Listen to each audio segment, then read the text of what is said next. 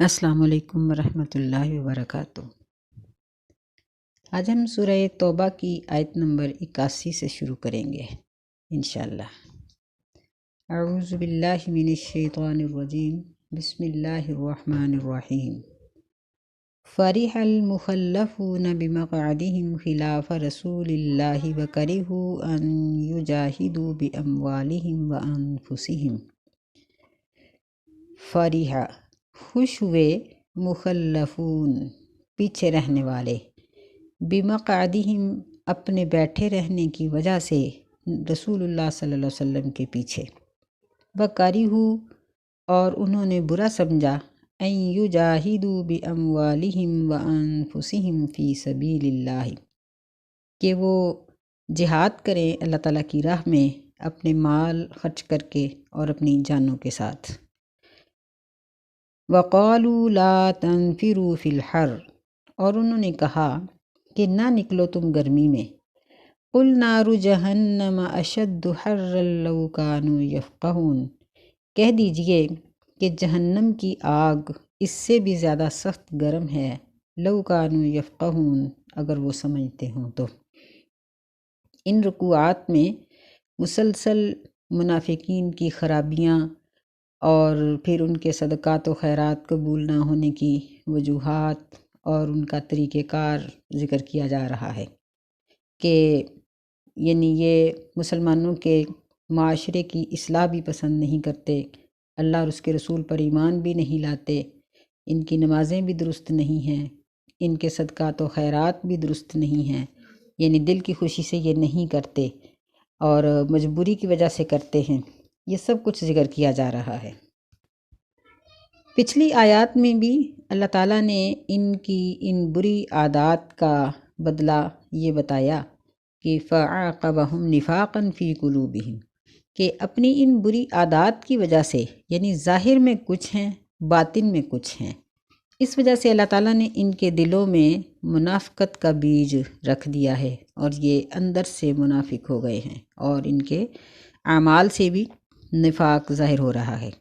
اس سے ہمیں یہ بات معلوم ہوتی ہے کہ اگر ہم میں سے بھی کوئی شخص اوپر سے نیکی کی نیت اور کوئی ظاہر کرے لیکن اندر سے کوئی اور ہو، ظاہراً وہ کسی اور مقصد کے لیے نیکی کرے لیکن اندر سے اس کا مقصد کوئی اور دنیا پرستی ہو، تو ایسا شخص بھی ڈرے کہ کہیں اللہ تعالیٰ اس کے دل پر بھی منافقت کی مہر نہ لگا دے۔ یہاں بھی اللہ تعالیٰ اسی چیز کو ذکر کر رہے ہیں کہ یہ لوگ جنگ تبوک میں شریک نہیں ہوئے اور اپنے بیٹھے رہنے کی وجہ سے یہ بہت خوش ہوئے کہ ہم نے جو فیصلہ کیا اچھا کیا، کیونکہ ان کو یہ توقع تھی کہ مسلمان رومیوں کے مقابلے میں جہاں جا رہے ہیں یہ لوگ ان کی تکہ بوٹی کر دیں گے اور ان میں سے کوئی بھی واپس نہیں پلٹے گا۔ اس وجہ سے جو پیچھے رہ گئے تھے وہ بڑے خوش تھے کہ ہم نے اپنا فیصلہ ٹھیک کیا۔ اللہ تعالیٰ نے فرمایا کہ ان کو یہ کہہ دو کہ تم دوسروں کو گرمی میں نکلنے سے منع کر رہے ہو، یعنی خود بھی نہیں جا رہے اور دوسرے اپنے دوست احباب اور ملنے جلنے والوں کو بھی کہہ رہے ہو کہ اتنی سخت گرمی میں نہ جاؤ، کوئی عذر پیش کر لو، بہانہ بنا لو، اللہ کے نبی تمہارے لیے استغفار کر دیں گے، کیونکہ یہ مسلمانوں کی عادت تھی کہ وہ نبی صلی اللہ علیہ وسلم سے گاہے بگاہے بخشش کی دعا کرواتے رہتے تھے۔ تو منافقین نے کہا کہ تم بھی بخشش کی دعا کروا لینا اور تمہاری بخشش کے لیے یہ کافی ہو جائے گی۔ اللہ تعالیٰ نے اس کا جواب یہ دیا کہ ان کو کہہ دو کہ جہنم کی آگ دنیا کی گرمی سے بہت زیادہ سخت ہے،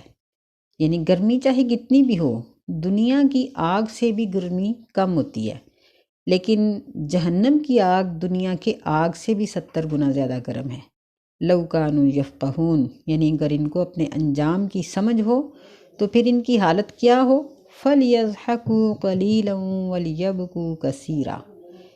جَزَاءً بِمَا كَانُوا يَعْمَلُونَ جَزَاءً بِمَا كَانُوا يَكْسِبُونَ کہ اگر ان کو اپنے انجام کی سمجھ ہو اور ان کے اندر کوئی فہم ہو تو ان کو چاہیے فَلْيَضْحَكُوا قَلِيلًا ان کو چاہیے کہ یہ کم ہنسیں، وَلْيَبْكُوا كَثِيرًا اور زیادہ روئیں، یعنی ان کے اعمال اس قدر غلط ہیں، اللہ تعالیٰ کی ناراضگی کا سبب ہیں، رسول اللہ صلی اللہ علیہ وسلم کو تکلیف پہنچانے کا سبب بنتے ہیں کہ ان کو چاہیے کہ اپنے ان غلط اعمال پر روتے ہی رہیں، کیونکہ یہی ان کے کسب کا بدلہ ہے۔ جزاء بما کانوا یکسبون، یہ اس چیز کا بدلہ ہے جو وہ کماتے ہیں۔ یعنی اگر یہ توبہ نہیں کرتے تو پھر ان کو اپنے آخرت کے انجام پر بھی روتے ہی رہنا چاہیے کہ وہ انجام ان کے لیے بہت برا ہے۔ فَإِن رَجَعَكَ اللَّهُ إِلَىٰ طَائِفَةٍ مِّنْهُمْ فَاسْتَأْذَنُوكَ لِلْخُرُوجِ، بس اگر لوٹا دے گا اللہ تعالیٰ آپ کو ان میں سے ایک جماعت کی طرف، فَاسْتَأْذَنُوكَ، بس وہ آپ سے اجازت طلب کریں گے، للخروج، نکلنے کے لیے، فَقُلْ، تو آپ ان کو کہہ دیجئے، فَقُلْ لَن تَخْرُجُوا مَعِيَ أَبَدًا وَلَن تُقَاتِلُوا مَعِيَ عَدُوًّا، کہ اے نبی صلی اللہ علیہ وسلم ان کو کہہ دیجئے کہ تم اب میرے ساتھ ہرگز نہیں نکلو گے۔ یہ لام اور نون جب یہ مضارع پر آ جائے تو مستقبل کی تاکیدی نفی کا معنی دیتا ہے، یعنی ہرگز آئندہ تمہیں میرے ساتھ نکلنے کی اجازت نہیں ہوگی۔ وَلَن تُقَاتِلُوا مَعِيَ عَدُوًّا، اور ہرگز نہیں لڑو گے تم میرے ساتھ مل کر دشمن سے، یعنی آئندہ تمہیں کسی بھی جنگ میں شرکت کی اجازت نہیں دی جائے گی، کیونکہ کچھ منافق چاروں نچار تبوک کے لیے چلے گئے تھے اور ان لوگوں نے مسلمانوں کو بہت پریشان کرنے کی کوشش کی۔ راستے میں نبی صلی اللہ علیہ وسلم پر قاتلانہ حملہ کرنے کا منصوبہ ان لوگوں نے بنایا، اور جب وہ ایک تنگ گھاٹی جو تھی جہاں سے نبی علیہ السلام نے گزرنا تھا، اور آپ نے ان منافقین کی شرارتوں کی وجہ سے یہ اعلان کر دیا تھا کہ یہاں سے کوئی بھی نہیں گزرے گا سوائے نبی صلی اللہ علیہ وسلم کے اور جن کو آپ چاہیں گے، کیونکہ بہت تنگ راستہ تھا۔ تو ان میں سے کچھ منافق جو تھے وہ ادھر نکل آئے، اور جب ان سے پوچھا گیا تو وہ کہنے لگے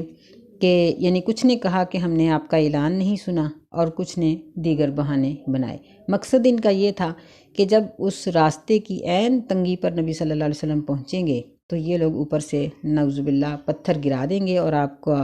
آپ کے ساتھیوں کا کام تمام کر دیں گے۔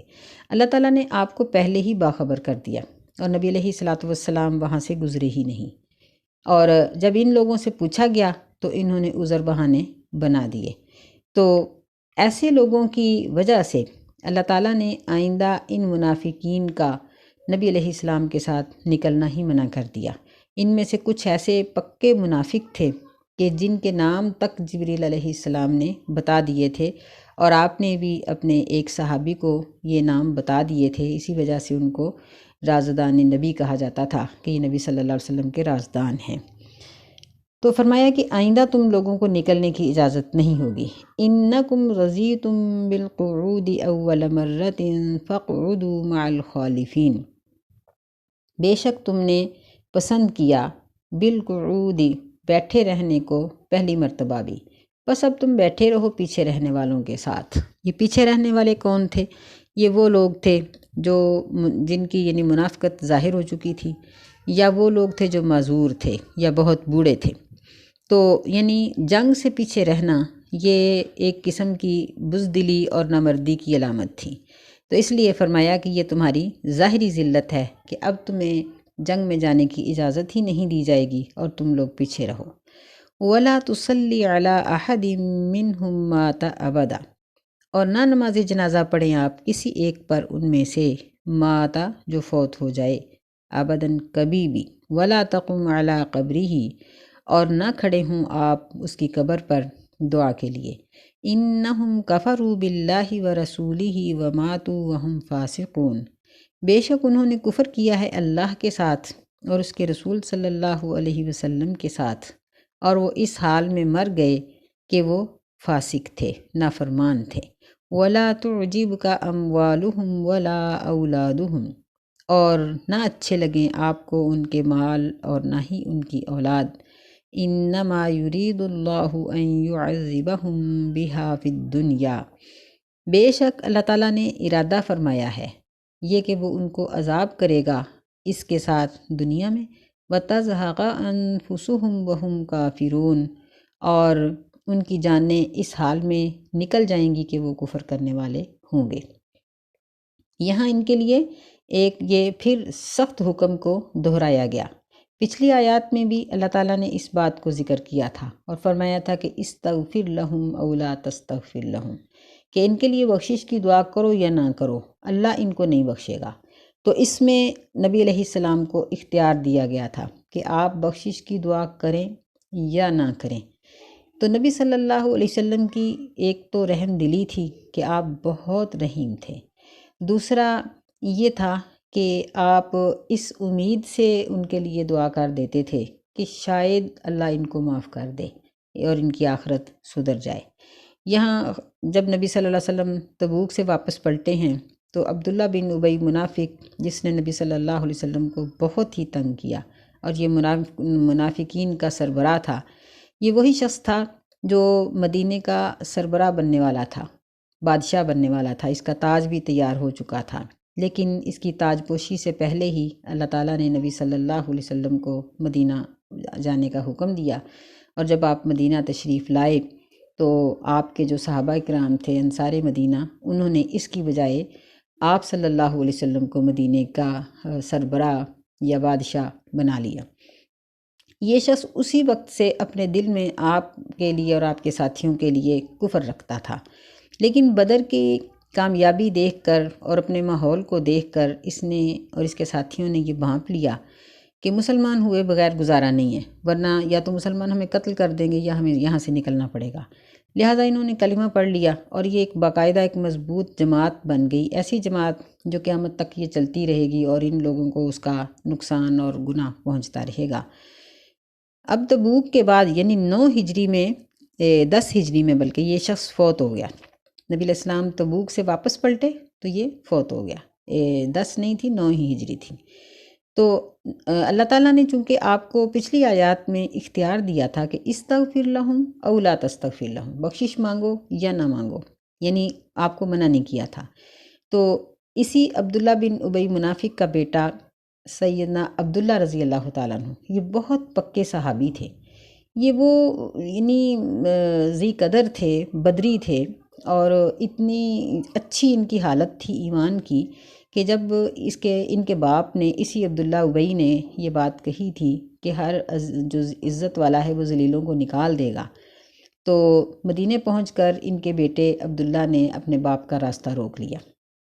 اور کہنے لگا کہ یعنی تم نے کہا تھا نا کہ عزت والے ذلیلوں کو نکال دیں گے، مطلب یہ تھا کہ ہم مسلمان عزت والے ہیں اور تم ذلیل ہو۔ تو پھر اس نے نبی صلی اللہ علیہ وسلم سے معافی مانگی، تو پھر اس نے راستہ چھوڑا تھا۔ یہی بیٹا عبداللہ نبی صلی اللہ علیہ وسلم کے پاس آئے اور کہنے لگے کہ اللہ کے رسول، سب کچھ میں جانتا ہوں، آپ بھی جانتے ہیں، لیکن آپ اگر بخشش کی دعا کر دیں تو شاید اس کا عذاب ختم ہو جائے۔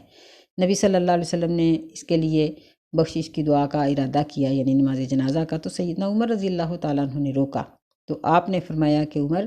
مجھے اللہ تعالیٰ نے منع نہیں کیا بلکہ اختیار دیا ہے، جب اللہ منع کر دیں گے تو میں رک جاؤں گا، میں اتنی دیر تک ان کے لیے دعا کرتا رہوں گا۔ آپ نے اس کے لیے دعا بھی کی، اپنا لعاب مبارک اس کے منہ میں بھی ڈالا، پھر اپنی قمیض اس کو کفن کے لیے بھی دی، جس کی چند دیگر وجوہات بھی تھیں، یعنی ایک تو یہی نرم دلی تھی، اور ایک یہ تھا کہ یعنی اس کے بیٹے عبداللہ رضی اللہ تعالیٰ عنہ کا مسلمانوں کے ساتھ رویہ بہت اچھا تھا، اس کی وجہ سے یہ قمیض دی۔ اور تیسری وجہ یہ بھی بتائی جاتی ہے کہ جب جنگ بدر کے قیدی آئے تھے تو نبی صلی اللہ علیہ وسلم کے چچا سیدنا عباس رضی اللہ تعالیٰ عنہ کا قد اور عبداللہ بن ابی منافق کا قد برابر تھا، یہ بہت دراز قد تھے دونوں، تو عبداللہ سے قمیض لے کر آپ نے سیدنا عباس رضی اللہ تعالیٰ عنہ کو دی تھی، تو گویا آپ نے وہ قرض چکایا۔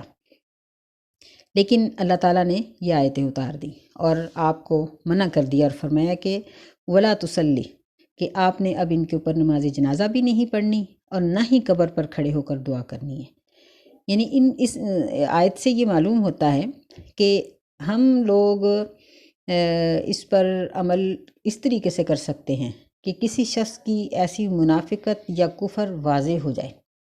ورنہ نبی صلی اللہ علیہ وسلم کے زمانے میں تو وہی اترتی تھی، اور آپ پر جب یہ آیات اتری تو اس کے بعد آپ نے کسی بھی منافق کی نماز جنازہ نہیں پڑھی۔ لیکن آج ہم